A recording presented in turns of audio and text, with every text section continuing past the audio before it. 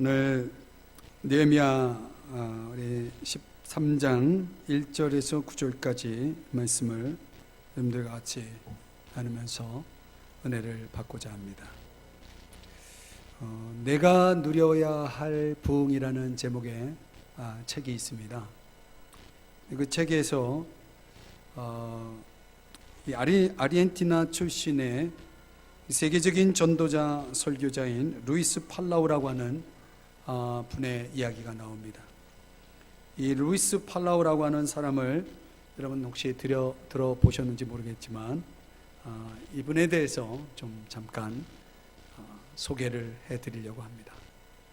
이 루이스 팔라우는 12살 때 거듭났습니다.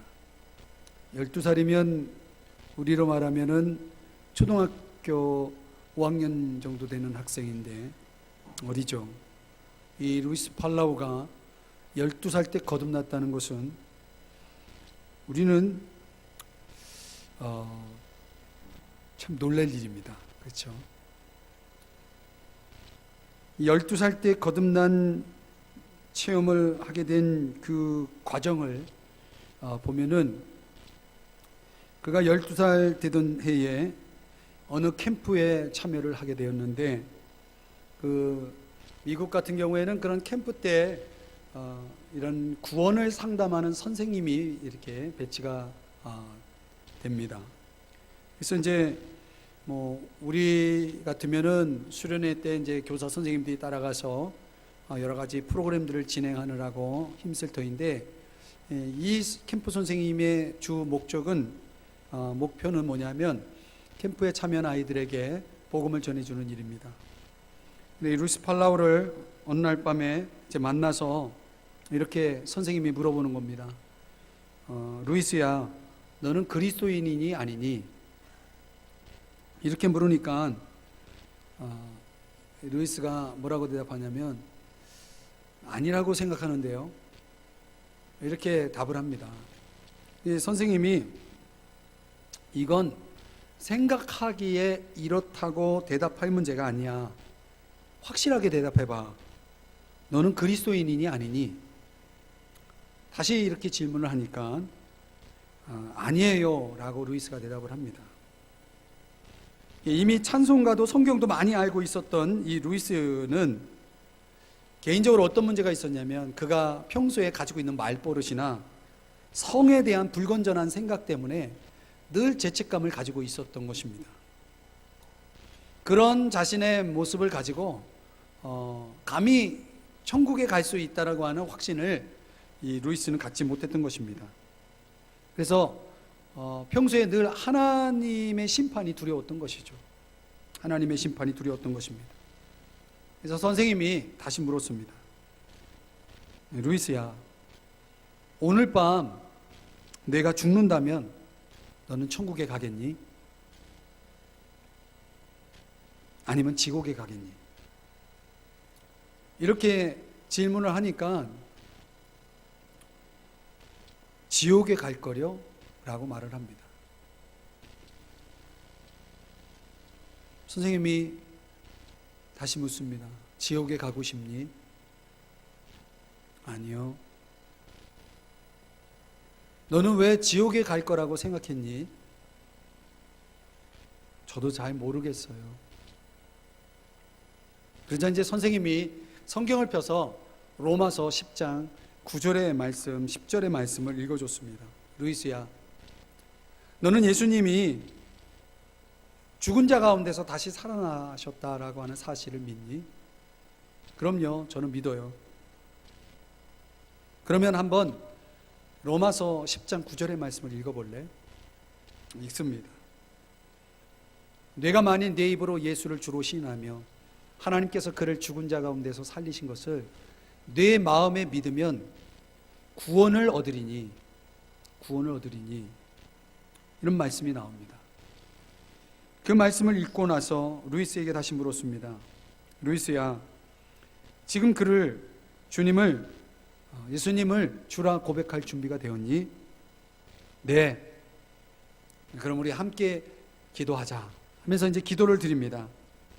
주 예수님, 저는 주님이 부활하셨음을 믿습니다.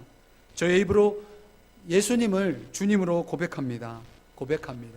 저에게 영생을 주십시오. 주님의 자녀가 되기 원합니다. 저를 지옥에서 구해주세요. 아멘. 이렇게 기도를 드렸습니다.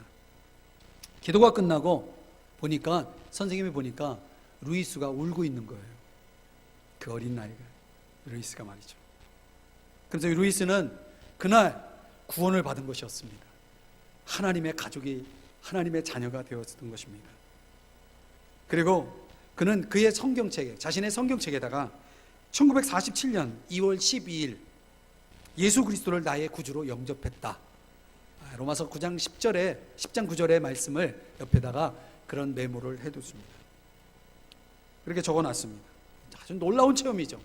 그 어린 12살 된 나이의 루이스에게 엄청난 사건이 된 것입니다. 그 루이스 팔라우는 자신의 믿음을 친구들에게 전합니다. 적극적으로 예배와 그리고 교회 학교 소그룹에 참여를 합니다. 모든 것이 새롭게 다가왔습니다. 너무 좋았습니다. 그런데 3개월 정도 지나자 이 루이스의 마음이 조금씩 희미해지기 시작했습니다. 루이스 팔라우는 분명히 회심을 했고 구원의 체험을 했고 구원의 감격과 함께 주님을 향한 그 첫사랑을 가지고 있었지만은 그 첫사랑을 잃어버릴 수 있는 가능성이 있다는 사실을 루이스는 깨닫지 못했습니다. 복음을 사랑하고 믿고 있었지만 조금씩 그의 생활은 복음과 멀어지기 시작했습니다. 율법적인 행위로 그의 영성은 겨우 유지될 뿐이었습니다. 그는 어떻게 그리스도와 관계를 즐기면서 찬양하고 예배하는가, 어떻게 하면 주님과 동행하면서 행복하게 지낼 수 있는가에 대해서 배운 적이 없었습니다.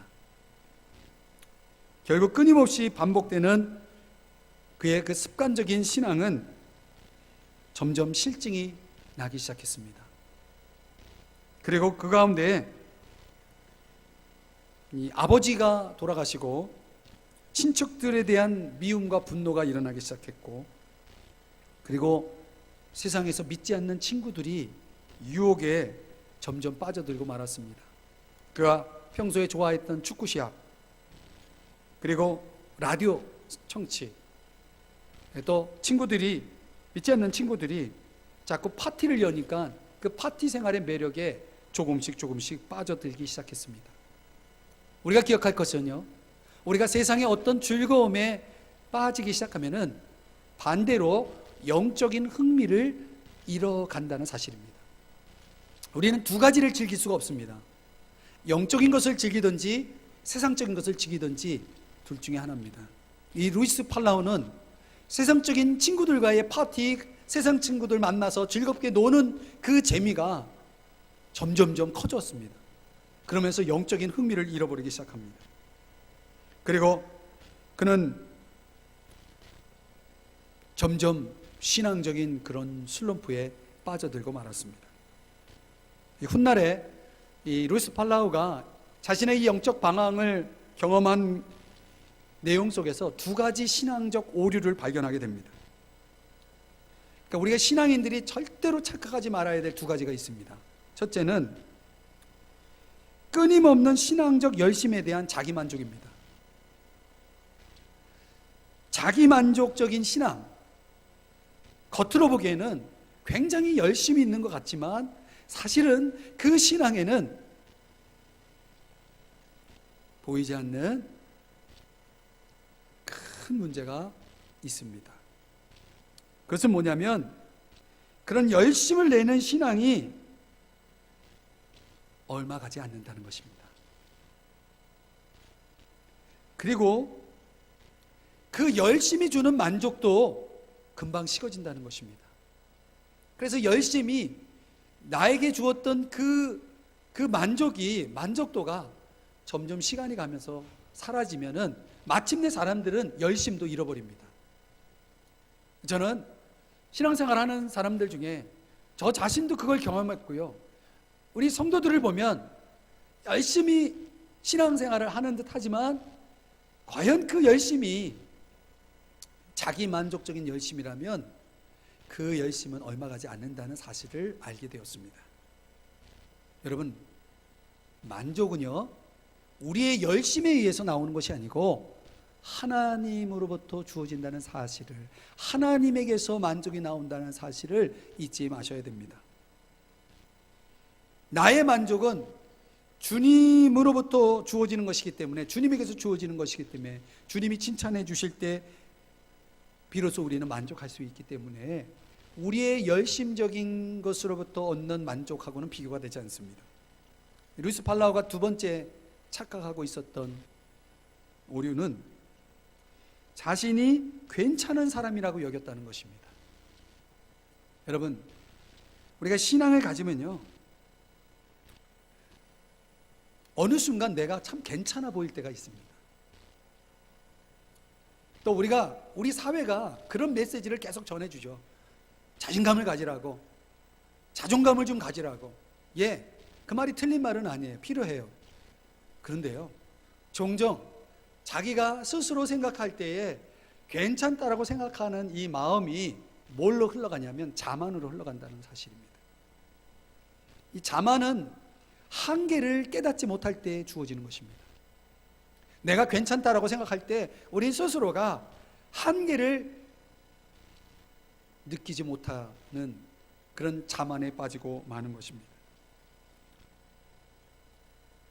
그런데요, 여러분, 성경에 등장하는, 구약 성경에 등장하는 모세라는 사람을 여러분 들어보셨겠지만, 모세는요, 자기의 한계를 깨닫는데 40년 걸렸어요. 자기가 아무것도 아니라는 것을 깨닫는데 40년이나 걸렸다는 것입니다. 저는 우리 성도님들을 기죽이려고 이런 설교를 하는 게 아닙니다. 오늘 우리가 하나님 앞에서 정말 아무것도 아니라는 사실을 깨닫는 것이 이렇게 어렵다는 것을 말씀드리는 거예요. 모세라는 사람이 그거 하나 깨닫는데 40년이 걸렸다면 저는 우리들은 40년이 뭡니까? 더 걸려요. 얼마나 더 걸릴지 몰라요.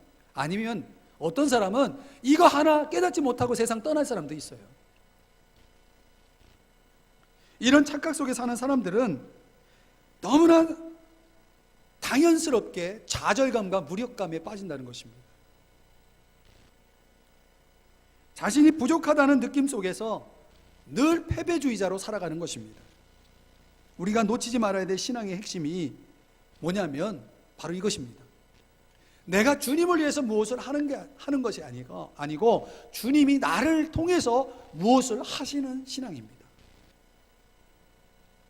여러분들이 주님을 위해서 뭔가를 하겠다라고 나설 때 종종 여러분은 큰 절망을 경험하게 될 것입니다. 많은 사람들이 이 신앙의 아주 중요한 핵심을 놓치고 맙니다. 그래서 자기가 뭔가 열심을 통해서 뭘 이뤄보려고 합니다. 그러나 여러분, 오늘 이 시간 느헤미야를 통해서 저와 여러분이 깨달아야 할 중요한 교훈은 그것이 아니라는 것입니다. 오늘 이 13장의 내용을 몇 주 동안 하게 될지 모르지만은 이 내용 속에서 우리가 정말 달라져야 하고 개혁되어야 할 것이 무엇인지를 여러분들과 같이 이 사부 예배를 통해서 이 말씀을 나누려고 합니다. 오늘 본문에 보면요, 이스라엘 백성들에게 이 루이스 팔라우가 경험했던 아주 비슷한 경험을 그들도 했다는 사실을 알 수가 있습니다.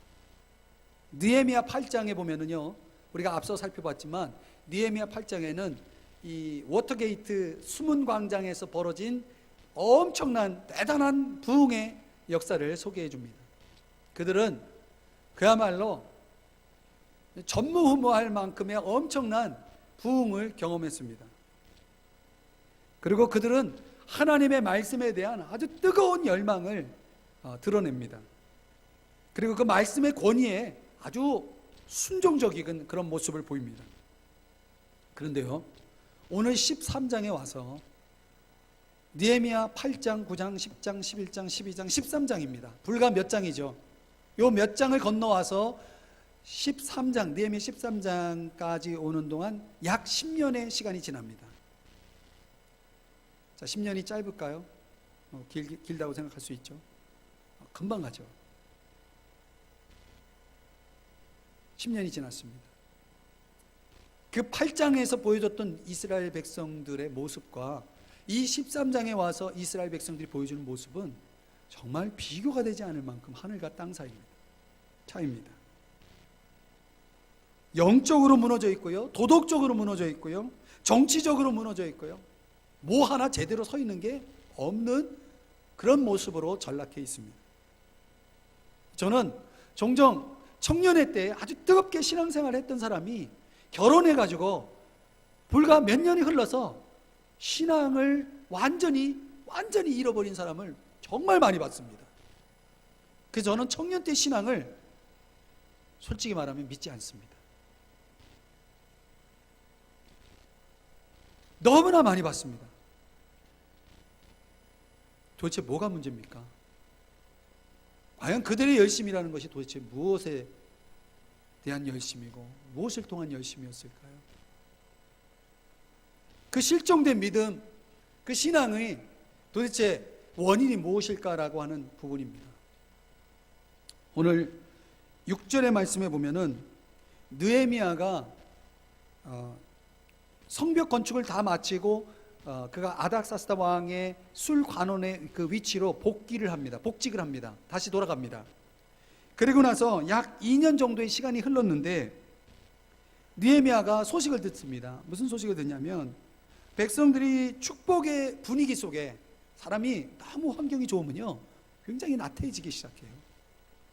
그 사람이 좋은 환경 속에 있으니까, 축복의 분위기 속에 있으니까 백성들의 마음이 점점 하나님으로부터 멀어지기 시작합니다. 여러분, 오늘 이 설교를 정말 집중해서 들어주시기 바라요. 축복의 분위기 속에 있던 이스라엘 백성들이 그 축복의 근원이신 하나님을 찬양하고 하나님을 올바로 섬기고 있던 것이 아니라 점점점 하나님부터 멀어지고 있었다는 사실입니다. 이게 너무 심각한 상황으로 벌어지니까 복직을 했던 느헤미야가 다시 휴직을 내고 다시 예루살렘으로 돌아옵니다. 그리고 돌아오자마자 그들을 향해서 개혁을 단행합니다. 이게 이제 포인트입니다. 어떤 개혁을 단행했는가? 무슨 개혁인가? 이걸 보면은 저와 여러분에게 필요한 개혁이 뭔지를 우리에게 적용해 볼 수가 있겠습니다. 오늘은 한 가지를 나누려고 합니다. 어떤 개혁이었을까요? 한번 따라해 주십시오. 타협적인 교제의 문제. 타협적인 교제의 문제. 잘 들어보시기 바랍니다. 자, 오늘 여러분 느헤미야 13장을 펴고 계시다면 4절 말씀을 한번 가보십니다. 4절에 보시면 제사장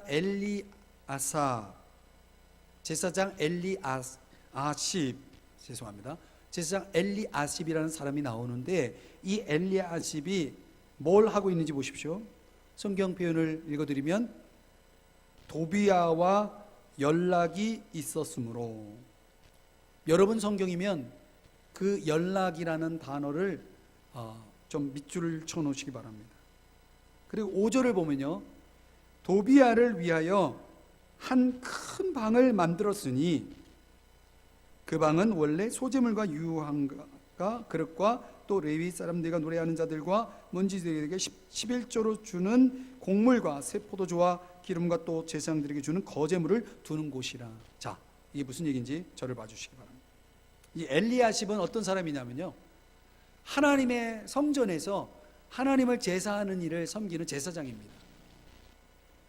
근데 이 엘리야십이라는 사람이 누구와, 도비야라는 사람과 뭐 하냐면 연락을 했다라고 하는 것은 무슨 얘기냐면 서로 가깝게 지냈다는 뜻입니다.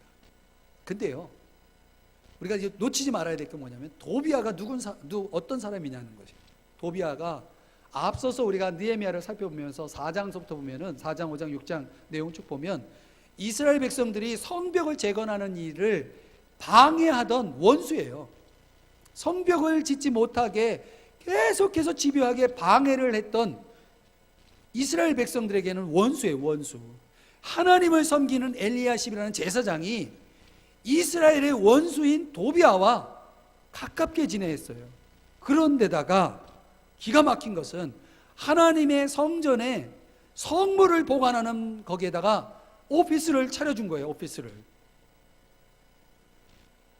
그 도비아라는 사람을 왜 그렇게 대하는가? 이 도비아라는 사람이 아주 교활한 사람이에요.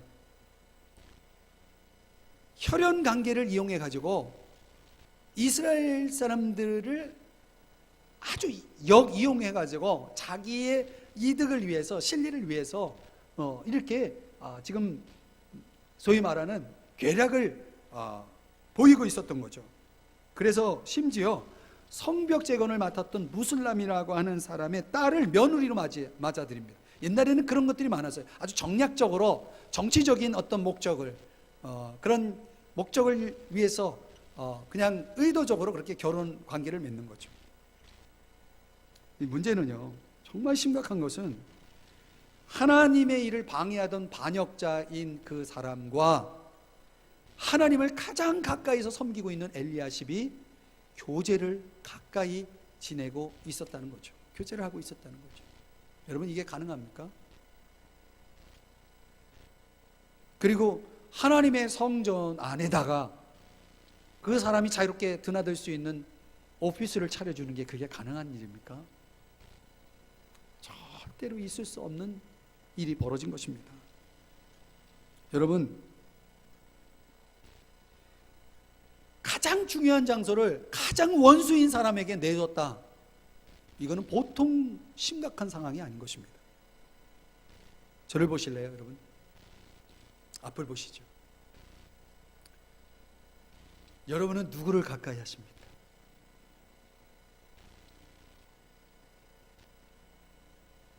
여러분이 정말 가까이 지내고 있는 사람이 누굽니까? 이게 얼마나 중요한 질문인지 몰라요.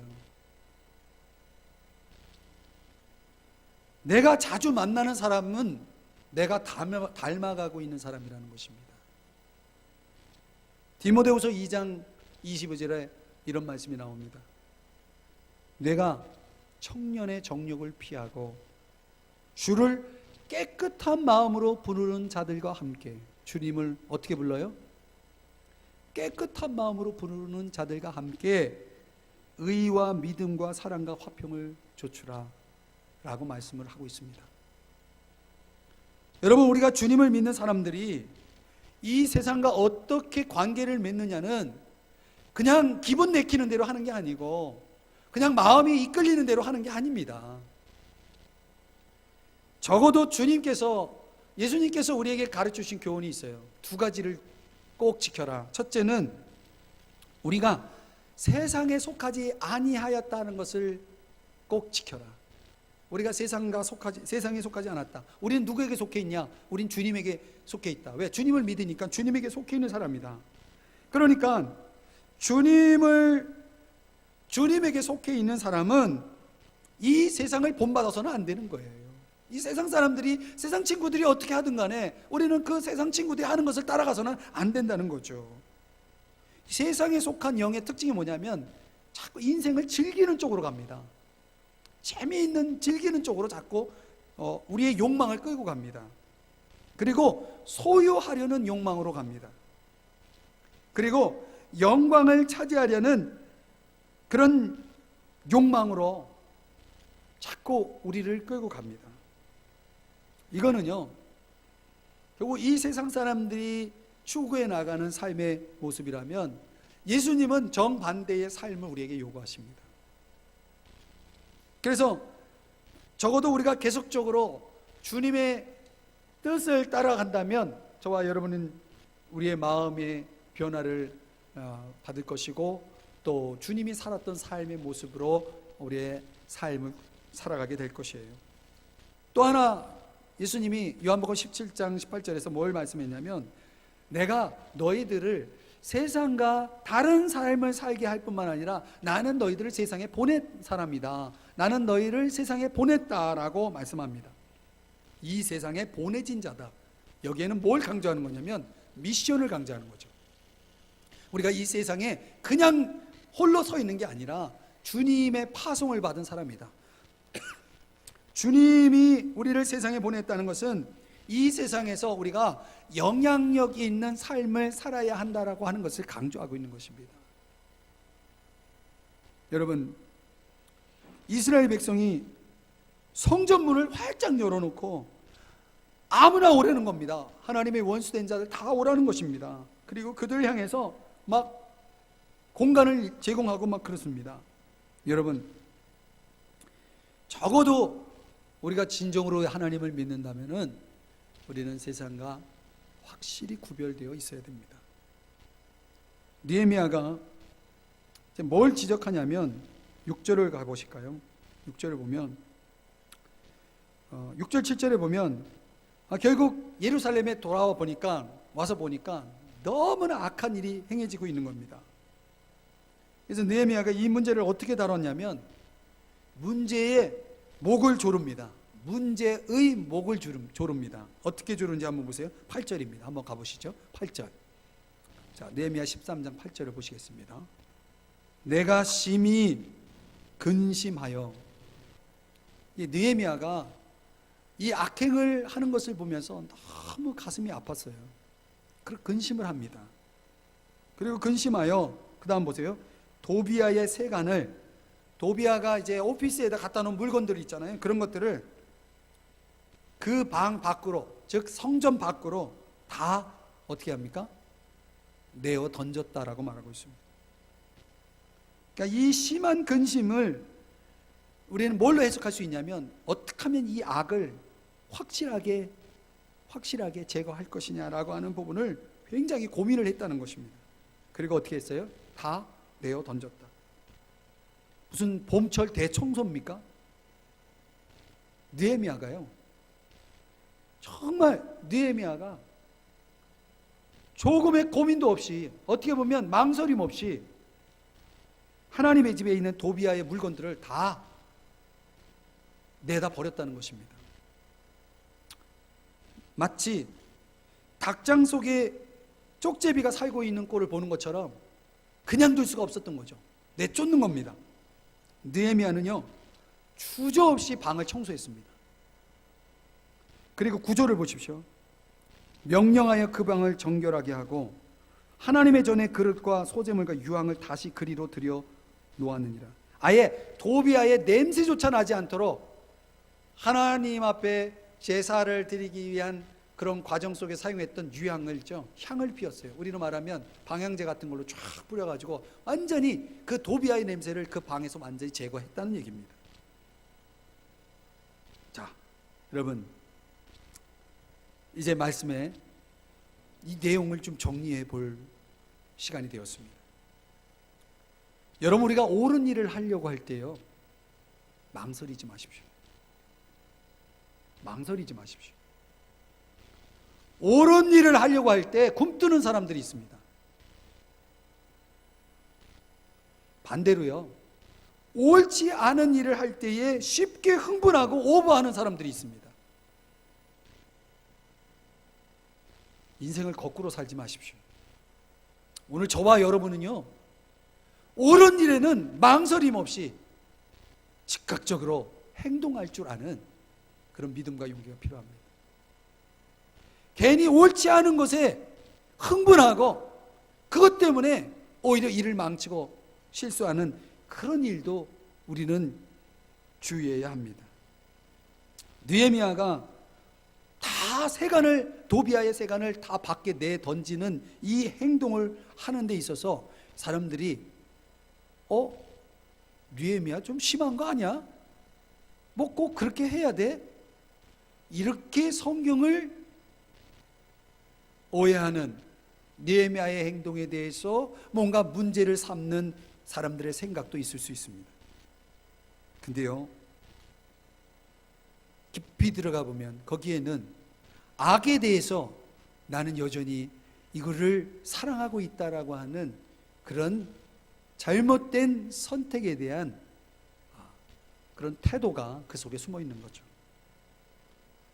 어떤 사람들과 사귀느냐에 따라서 내 인격이 달라지고 내가 접촉하는 사람을 통해서 내가 닮아가는 그 법이 달라지는 것인데, 여러분, 여러분의 삶에 여러분이 가까이 하는 사람이 얼마만한 영향을, 어떤 영향을 주고 있는지를 한번 보시기 바랍니다. 모든 게요, 그릇된 관계 속에서 비롯된다는 사실을 아셔야 됩니다. 어떤 친구는 이렇게 말하는 친구 있어요. 내가 이 친구를 만나면서 내 모든 일이 다 뒤틀렸어. 내 모든 일이 틀어졌어. 저는 이런 말을 들어본 적이 있습니다. 어느 형제한테. 우리가 누구를 사귀느냐가 우리 인생을 완전히 파괴할 수도 있는 그런 중요한 선택이라는 사실을 잊지 마시기 바랍니다. 느헤미야는요, 악을 용인하지 않았다는 것입니다. 타협하지 않았다는 것입니다. 그는 적당하게 어떤 선을 그어줄 문제가 아니에요. 그거는요. 악은 사람에 대한 어떤 그런 자세를 지금 이야기하는 것이 아니라 이 악행을 어떻게 처리할 것이냐의 문제가 오늘 본문의 핵심입니다. 느헤미야가 마치 다니엘이요, 느부갓네살 왕이 너 내가 만든 우상 앞에 무릎을 꿇고 엎드려 절해, 제사해. 그때 다니엘이 뭐라고 얘기하냐면, 내가 비록 죽을지언정 난 그렇게 할 수 없습니다. 그리고 자기 방에 들어가가지고 문을 활짝 열어놓고 뭐 하냐면 하나님께 감사의 기도를 드리면서 하나님께 오히려 예배를 드려요. 그러니까 왕이 화가 나가지고 다니엘을 어떻게 합니까? 사자굴에 던져요. 근데 여러분, 하나님이 어떤 분이신지 아세요? 하나님은 사자굴에서도 다니엘을 지키시는 분이에요. 사자의 입을 완전히 굳어버리게 만들어가지고 꼼짝달싹 못하게 만들어서 다니엘을 그 사자굴에서 온전하게 구원해내신 분이에요. 하나님을 두려워하면요, 세상에 두려울 것이 없어요. 하나님을 내 삶의 중심에 모시고 살아가면요, 사람에 의해서 내 삶이 좌우되지 않게 해요. 느헤미야가 바로 이런 마음을 가지고 행동했다는 것입니다. 저는 우리 젊은 청년들에게 오늘 이 말씀을 정말 잘 적용해 보기를 축복합니다. 여러분들의 인생은 저나 좀 나이 드신 분들에 비해서는 훨씬 남은 삶이 주어져 있기 때문에 여러분들의 선택은 더 중요합니다. 아십니까, 여러분? 나이가 들면 선택의 폭이 좁아진다는 것. 그러나 우리가 살아가는 동안 저와 여러분이 정말 하나님 안에서 나를 지키는 일, 그리고 다른 사람들에게 거룩한 영향력을 끼치는 그런 삶을 위해서 여러분들이 결단을 하시라는 것입니다. 결단을 하시라는 것입니다. 내가 악과는 절대로 타협하지 않겠다. 나를 악으로 끌고 가는 것에 대해서 나는 조금도 주저하지 않고 세간을 다 내어 던진 것처럼 난 그것을 확실하게 끊겠다라고 하는 결심을 여러분들이 하시라는 겁니다. 그렇게 하면요, 하나님이 그런 사람을 가만히 두겠습니까? 하나님이 살아계십니다. 그런 사람을 하나님이 그냥 내버려 두시겠습니까? 절대로 그렇게 내버려 둘 수가 없어요.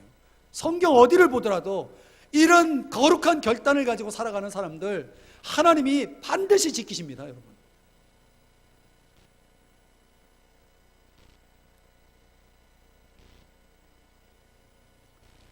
우리가 이런 하나님과의 관계를, 거룩한 결단 속에서 이런 하나님과의 관계를 갖게 되면은요, 하나님이 우리의 마음을, 우리의 생각을 주장해 주시고 놀라운 힘을 주십니다. 그 위대한 음악가, 여러분 잘 아시는 베토벤, 그가 이룬 업적을 뭐 굳이 여러분들에게 소개하지 않아도 여러분들 잘 아실 겁니다. 아주 어려서부터 음악가인 아버지로부터 바이올린을 배우고 피아노 하며 그가 보여준 그런 능력들이라고 하는 것은 이루 헤아릴 수가 없어요. 그래서 그를 가리켜서 음악의 천재다라고 얘기를 하죠.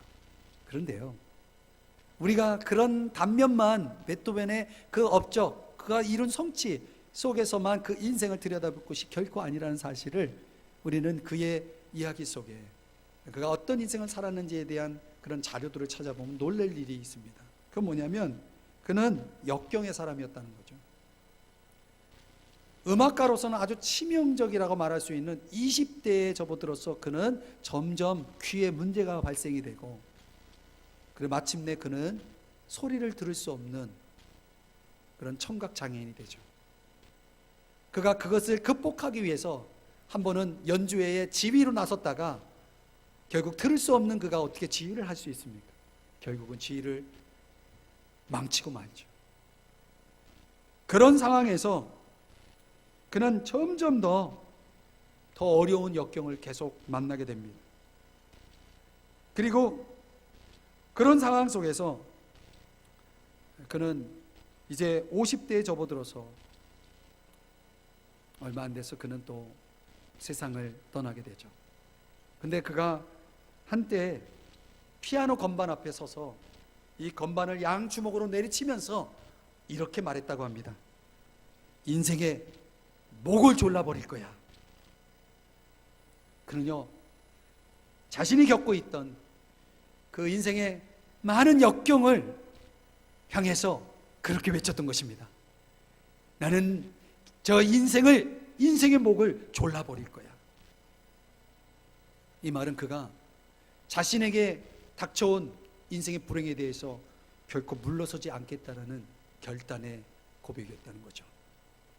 사랑하는 여러분, 그가 그 역경 속에서 바로 그런 결단, 내게 주어진 이 불행의 인생의 역경이 나를 어떻게 하지 못하도록 오히려 내가 그 인생의 목을 졸라버릴 거야 라고 외쳤던 그 외침이 있었기에 그는 그 역경 속에서 20대 이후 50대에 이르러 그가 인생의 장애 무대에서 떠나기까지 그는 계속해서 도전하고 또 도전하고 수많은 위대한 작품들을 만들어 냈다는 사실입니다. 사랑하는 여러분, 우리에게 이런 결단이 필요해요. 신앙생활이라는 것이 그냥 편하게 엔조이하는 그런 아주 가벼운 그런 차원의 문제는 아닙니다. 저는 우리 신앙인들이 정말 하나님과의 관계를 진지하게 고민하고, 그리고 그 안에 그 내용적인 것들을 정말 알차게 채워나갈 수 있는 그런 하나님의 사람들이 되기를 간절히 바랍니다. 우리는 하나님만 함께 한다면요, 우리가 극복해내지 못할 문제는 없습니다.